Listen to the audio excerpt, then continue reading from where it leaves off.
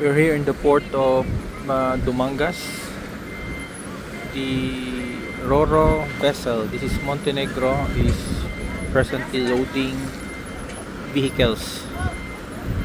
Medyo matagal, no? It took us mga 2 hours, more than 2 hours of waiting. So we're one of the first private vehicles na nakapasok. So right now you have mga cargo, no? Cargo trucks. Pupunuin nila to. Kanina nakatuwad konti yung Roro, but gradually medyo dahan-dahan na rin tong medyo babalanse. So I'm sure pupunuin nila to. I think that this is the island of Guimaras, no? Just across Iloilo City. Medyo naikot na rin natin yan. We'll be circulating, also touring yung Siquijor tomorrow, starting tomorrow. So if you observe, parang dalawang docks dito for Roro in the port of Dumangas. So yung Roro vessel is quite big, no? Quite large kasi parang 3-story siya. Medyo spacious. Tingnan natin, no? Maraming mahakot, makarga. Today is Saturday, so that explains na medyo marami-rami, no? Yung mga vehicles crossing between Iloilo and Bacolod.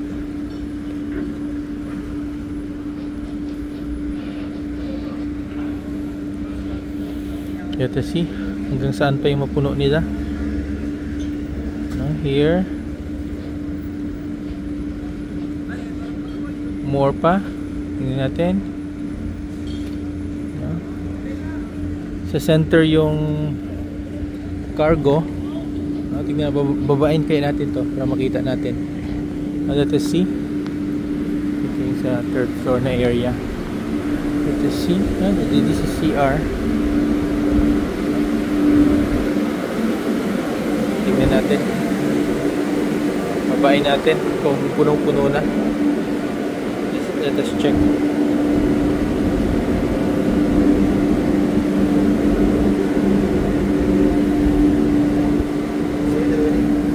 This one. No?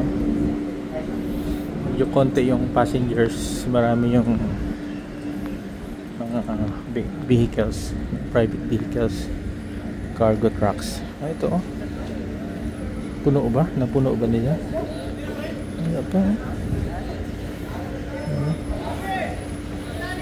Ayun, papasok siya, oh. Punong-puno.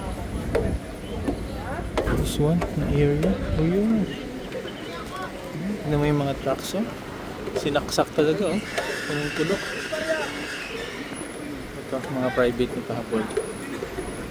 As in, pinuno pa. Yan, oh. Yung area. They'll be maximizing yan. Ayan. May space pa. I think they'll be maximizing yung space. Meron pa dito.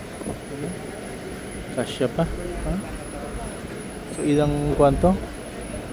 1, 2, 3, 4, 5, 6, 7, 8.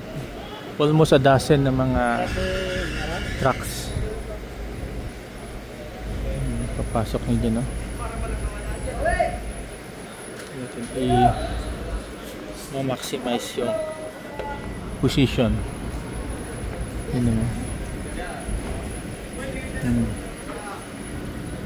I-maximize talaga. Yun.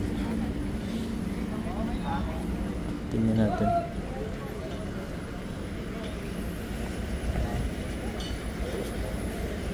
Na-maximize yung space. Okay.